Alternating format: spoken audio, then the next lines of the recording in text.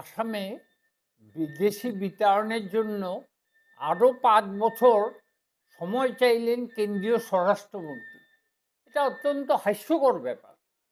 এই ৮০-র দশকে আসামে বিদেশি বিতাড়নের নামে যে আন্দোলন হয়েছিল আশু এবং গণসংগ্রাম পরিষদের নেতৃত্বে, তারপরে আসাম চুক্তি হওয়ার পর ৫-৫-১০ বছর অসম গণ পরিষদ দল ক্ষমতায় ছিল, যারা মূলত বিদেশি বিতাড়নের নাম করে ক্ষমতায় এসেছিল। তারা অসম চুক্তি রূপায়ণ একটা দপ্তর খুলেছিল মন্ত্রিসভায়, কিন্তু ৫-৫-১০ বছরে ৬ জন মাত্র বিদেশিকে তারা শনাক্ত করতে পেরেছিল।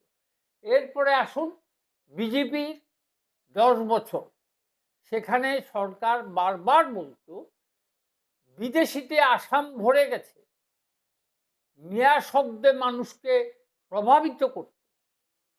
কিন্তু এই বিজেপি সরকারও ১০ বছরে আসাম থেকে বিদেশি বিতাড়ন করতে পারেনি। তাহলে আবার কেন ৫ বছর সময় চাইছেন? এটা তো অত্যন্ত হাস্যকর ব্যাপার। আজকে দেখুন, এনআরসির নামে বিদেশি বিতাড়নে ব্যর্থ হয়ে এনআরসির নামে ১৬০০ কোটি টাকা খরচ করে, আর সেখান থেকে ১৫ লক্ষ বাঙালির নাম কেটে দেওয়া হলো। এনআরসির কোনো পূর্ণতা পেল না, সুপ্রিম কোর্ট থেকে সেটাকে স্থগিত রাখা হয়েছে। এরপরে আনলো কা, আর কত কিছু করে বিদেশি বিতাড়ন করবে আসাম থেকে, সেটা মানুষ দেখতে চায়। আর কত এই বিদেশি বিতাড়নের নামে মানুষকে হেনস্থা করা, ডিটেনশন ক্যাম্পে নিয়ে মানুষকে বন্দি করে রাখা, তাদের না বিদেশি প্রমাণ করতে পারছে।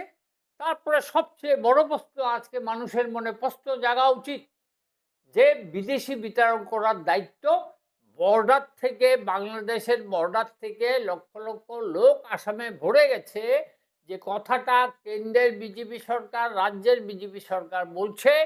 আজকে তাদের কাছে প্রশ্ন, এই বর্ডারের দায়িত্বে থাকে বর্ডার সিকিউরিটি ফোর্স, বিএসএফ, সেটা তো কেন্দ্রীয় স্বরাষ্ট্রমন্ত্রীর হাতে। তাহলে বিএসএফ ব্যর্থ হয়েছে, এটা কেন্দ্রীয় স্বরাষ্ট্রমন্ত্রীকে স্বীকার করতে হবে, নাহলে বিদেশিরা কি করে ঢুকে যায়? বিএসএফ, সিআরপি সব তো কেন্দ্রের হাতে, কেন্দ্রের রাজ্যে একই সরকার, তারপরে বিদেশি কি করে ঢুকে? আর নির্বাচন আসলেই বিদেশি, মিয়া, এইসব স্লোগান দিয়ে মানুষের মধ্যে বিভ্রান্তি সৃষ্টি করে শুধু ভোট আদায়ের একটা কৌশল। এবার জনগণ আর এইসব স্লোগান আর এইসব ইয়েতে কোনো অবস্থায় নিজেকে মানে ভোট দান থেকে বিরত থাকবেন। তারা ভোটের ব্যাপারে ঠিক মতো চিন্তা ভাবনা করে একটা সুস্থির সিদ্ধান্ত নেবেন বলে আমরা আশা করছি।